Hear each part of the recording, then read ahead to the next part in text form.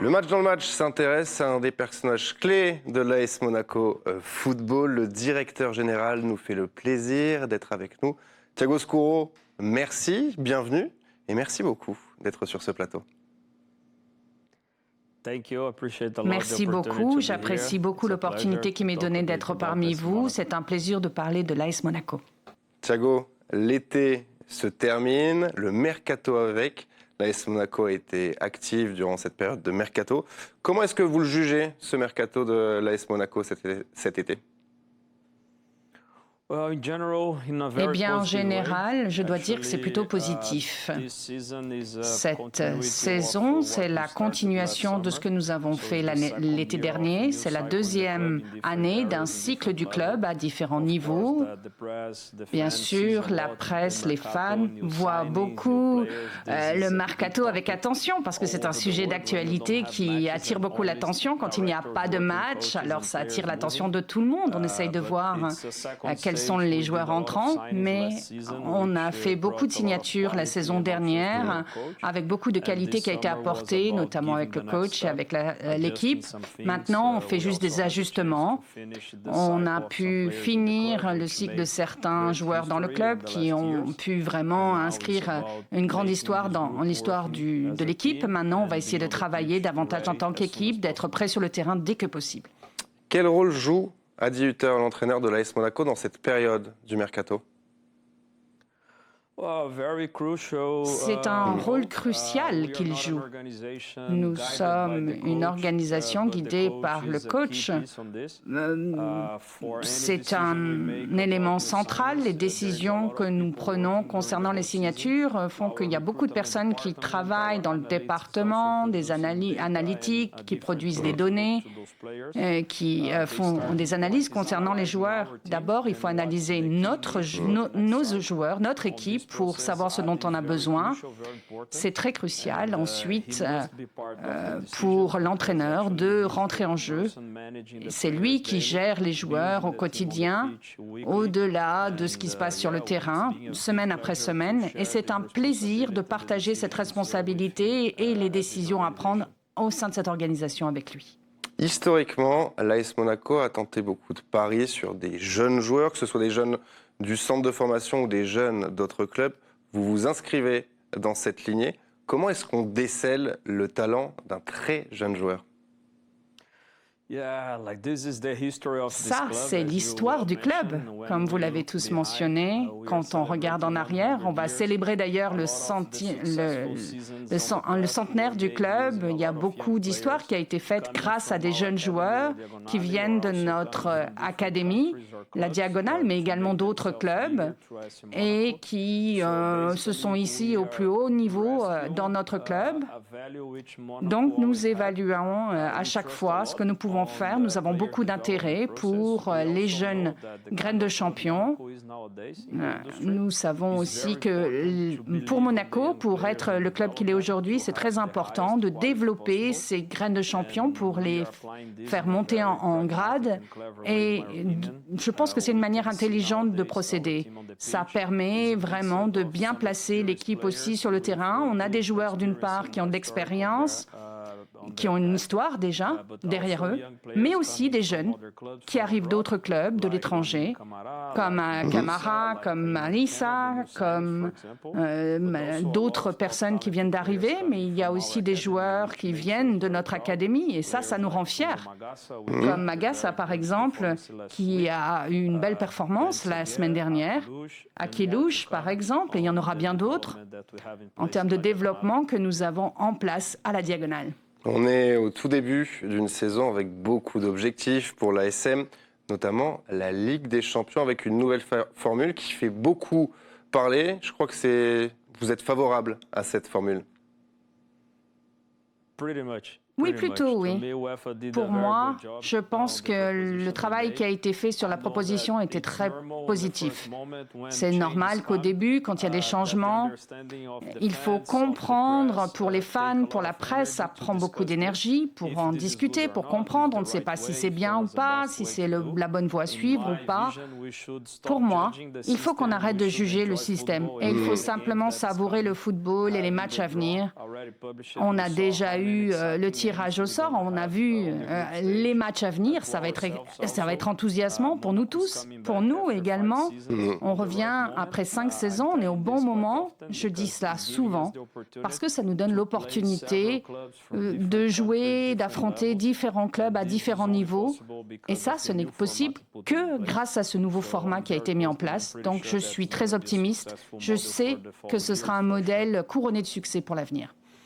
Ça va commencer fort, la Ligue des Champions pour l'AS Monaco, puisque le 19 septembre, il y a le FC Barcelone qui vient pour la première journée. Comment est-ce que vous l'abordez, cette rencontre contre le Barça ? Ça va être spécial, hein? C'est enthousiasmant pour moi-même. Déjà, personnellement, c'est la première fois que je travaille sur la Ligue des Champions. Pour beaucoup de joueurs aussi, ce sera une nouvelle expérience. Et avoir FC Barcelone à la maison, c'est spécial. C'est spécial pour la principauté, pour Monaco, pour tous nos fans. On est vraiment ravis et on veut bien accueillir l'équipe, les fans qui vont venir. On va avoir une nuit très spéciale à Monaco. Nous l'espérons aussi que nous ne démériterons pas non plus, que nous aurons un bon résultat sur le terrain et peut-être que cette nuit sera encore plus spéciale grâce à cela. Tout le monde parle du Barça, d'Arsenal, de Benfica et de l'Inter, mais il y a 4 autres équipes. Chaque match va être très important avec cette nouvelle formule. Il n'y a pas en fait un rendez-vous plus important que l'autre. Non, il faut être pragmatique. L'objectif, c'est la qualification pour les barrages. Ça va nécessiter une courbe d'apprentissage pour tout le monde parce qu'on affronte 8 équipes, mais on doit se qualifier. Tout le monde est au même niveau, donc chaque match nécessite de collecter des matchs, des points, peu importe l'équipe.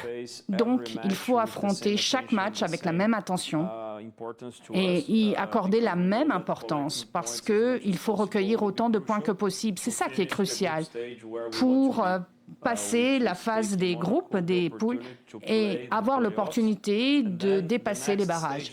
Et ensuite, la phase suivante, on verra bien quel club on affrontera, si c'est à domicile ou à l'extérieur. Et puis, on verra bien l'impact qu'on peut avoir et aussi loin qu'on peut aller. Donc, on va se concentrer d'abord sur la qualification. C'est le plus important. Et je sais que les matchs peuvent avoir des valeurs différentes pour la presse et les fans, mais pour nous, en interne, chaque match est important et doit être abordé avec la même attention et même rigueur. Globalement, vous la sentez comment, cette Ligue des Champions pour l'AS Monaco ? C'est un moment très spécial de pouvoir disputer cette Ligue des Champions à l'heure du centenaire du club, de pouvoir disputer tous ces matchs. Ça nous donne la chance également d'accueillir des clubs, plus de clubs qu'avant, 4 matchs à domicile. Et de disputer 8 matchs. Il faut aussi mettre en exergue qu'on va jouer également la Youth Champions League, la Ligue des champions pour les jeunes. Donc, pas seulement les professionnels, mais aussi les jeunes joueurs vont pouvoir retirer des avantages de l'opportunité qui leur est donnée. C'est une expérience fantastique qui nous est offerte. J'espère que nos joueurs, nos supporters et nous-mêmes, nous pourrons savourer la compétition en travaillant d'arrache-pied pour atteindre nos objectifs, mais aussi pour apprécier l'opportunité qui nous est donnée d'affronter tous ces clubs fantastiques de la Ligue des Champions. Qu'est-ce que ce serait une Ligue des Champions réussie pour l'AS Monaco cette saison ?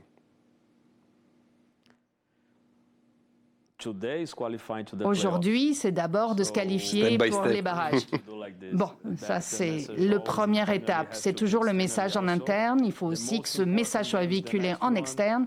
Le plus important, c'est toujours le prochain match. L'objectif le plus important, c'est celui qui est devant nous, que l'on doit atteindre. On ne doit pas trop rêver loin. Il faut se concentrer sur le quotidien, sur le travail du jour. À chaque jour suffit sa peine parce qu'on doit travailler sur les détails, surtout au début de la saison avec l'équipe, et ce sera décisif pour définir là où on arrivera en fin de saison. Là où on sera en avril, mai, c'est pas aussi important de ce qui se passe maintenant. C'est ça le message. Une saison couronnée de succès, c'est d'abord de se qualifier pour les barrages. Ensuite, on reparlera et on verra si on pourra se fixer de nouveaux objectifs. On vous réinvitera après les playoffs. Du coup, la mayonnaise, en tout cas, elle semble prendre. Ce sera avec grand plaisir. La mayonnaise semble prendre avec un début de saison réussi. En Ligue 1, le championnat, vous le disiez, c'est l'objectif numéro 1? Oui, il faut bien le dire clairement à tous. On travaille dur pour être de nouveau dans la Ligue des Champions pour la saison 2025-2026. Pour notre club, c'est très important. Après tant d'années où l'on n'a pas pu disputer cette Ligue des Champions, il faut à nouveau que Monaco soit de manière stable dans la Ligue des Champions. C'est important pour nous en tant que club, pour la principauté, pour que toutes les étoiles soient alignées pour le club, pour financièrement être stable, pour que nous soyons un club de plus grande ampleur. Il faut être là chaque saison. Ça, c'est l'importance de la Ligue 1 pour nous. Ça fait partie de nos discussions au quotidien. On travaille d'arrache-pied pour être plus fort pour cette saison depuis le premier jour. Nous sommes ravis des premiers matchs. On a recueilli 7 points. On affronte des clubs qui sont forts déjà dans la Ligue. Donc on ne peut pas dire qu'on a commencé facilement. Il faut donc rester dans le top 3, ça c'est l'objectif. Et puis lors des 5-6 derniers matchs, on verra bien à quel classement on se hissera, quel sera le niveau qu'on obtiendra pour obtenir ensuite de meilleures choses, de meilleurs succès par l'avenir. On a parlé Ligue des Champions, championnat, il y a également la Coupe de France que Monaco n'a pas gagnée depuis 1991. C'est dans un coin de votre tête? Oui, bien sûr. Monaco a une tradition importante pour cette compétition. Ça fait partie des traditions de tous les pays, en France également. On n'a pas tenu nos promesses pour la saison dernière, donc ça fait partie des frustrations qui sont les miennes pour la saison précédente.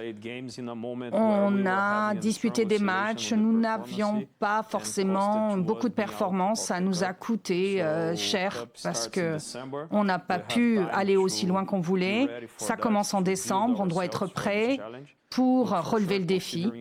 Mais compte tenu de notre niveau, de nos transitions, de nos traditions, il est certain que nous avons des ambitions à ce niveau-là. On vous sent passionné quand vous parlez football.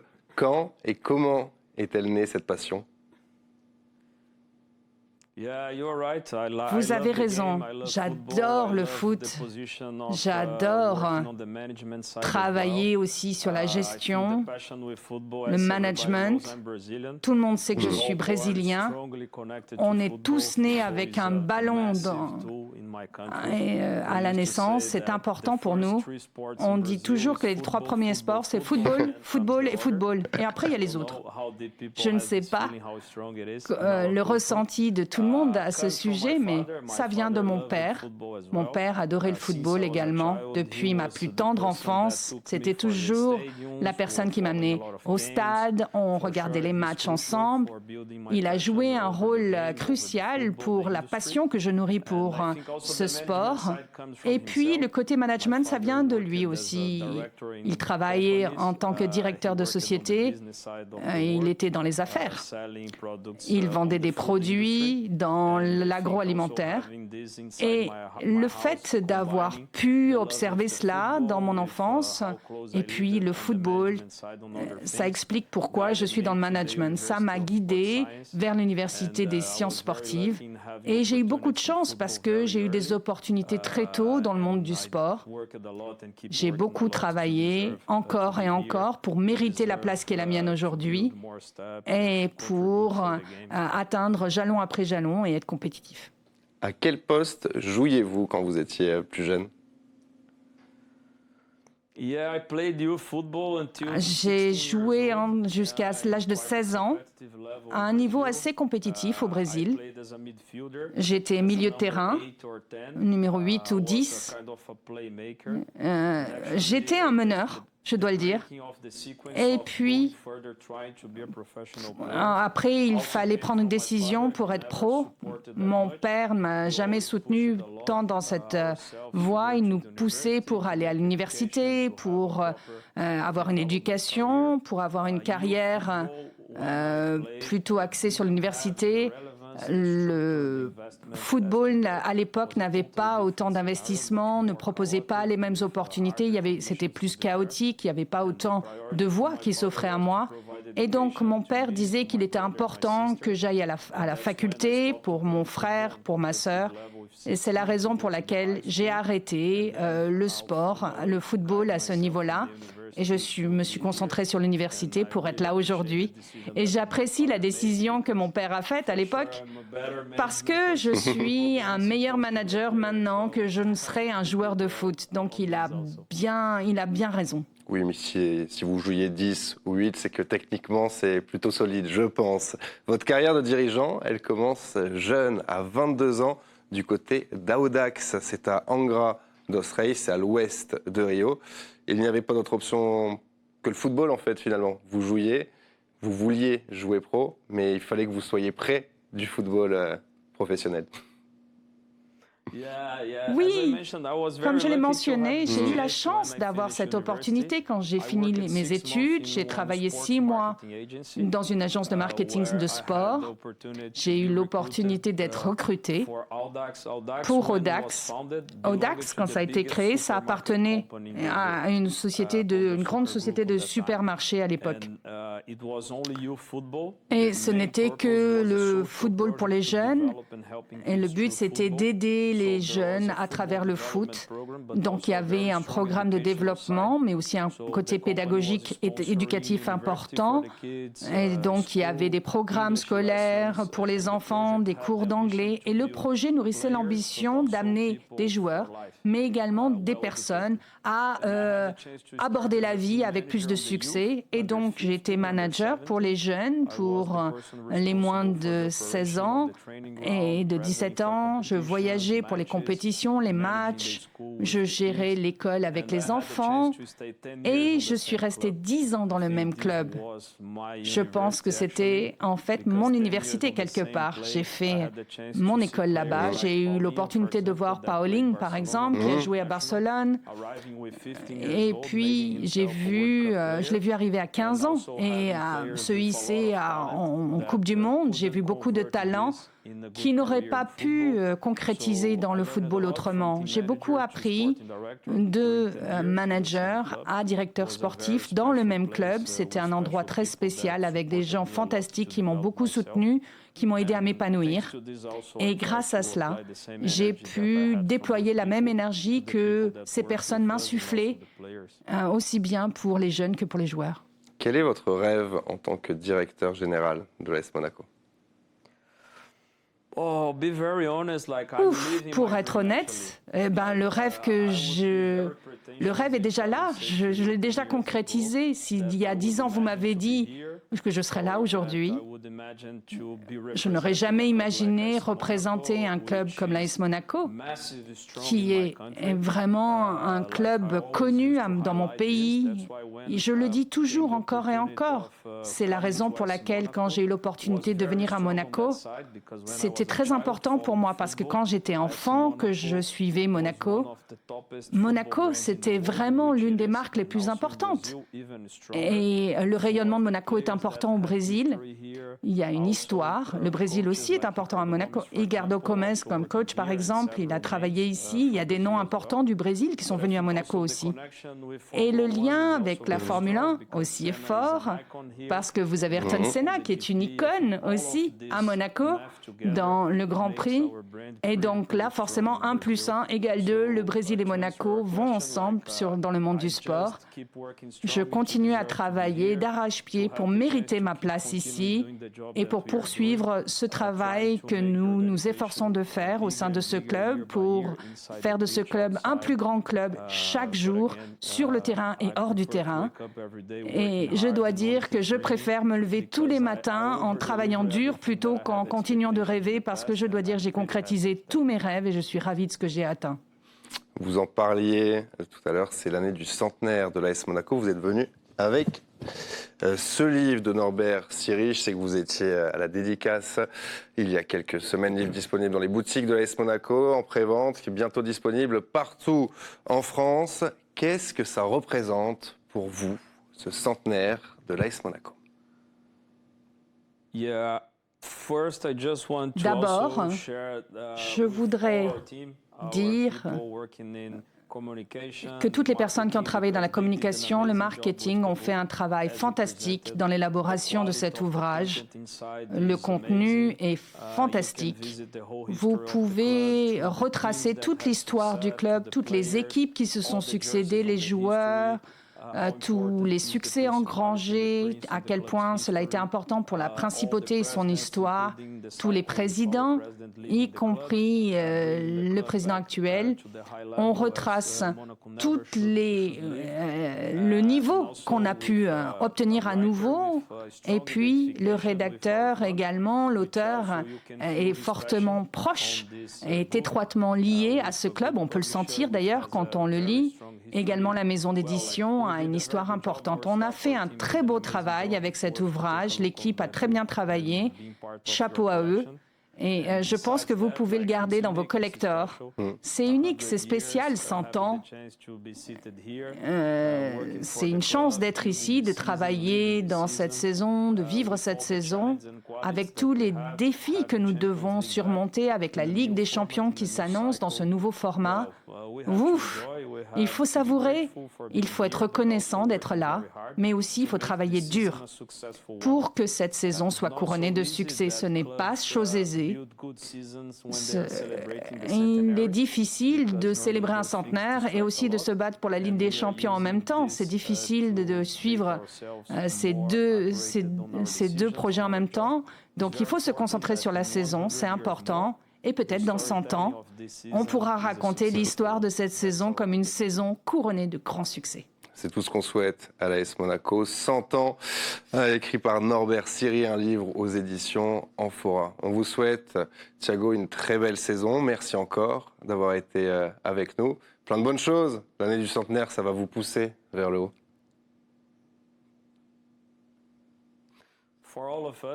Pour nous tous, j'apprécie beaucoup. Merci pour le temps que vous m'avez consacré. Merci pour cette interview qui a pu me permettre de reparler de mon histoire. Je suis ravie de parler du club avec vous sur ce plateau. Plaisir partagé. Merci beaucoup, Thiago. Et merci à vous de nous avoir suivis. Le sport revient très vite et ne s'arrête jamais avec TV Monaco. Excellente soirée à toutes et à tous.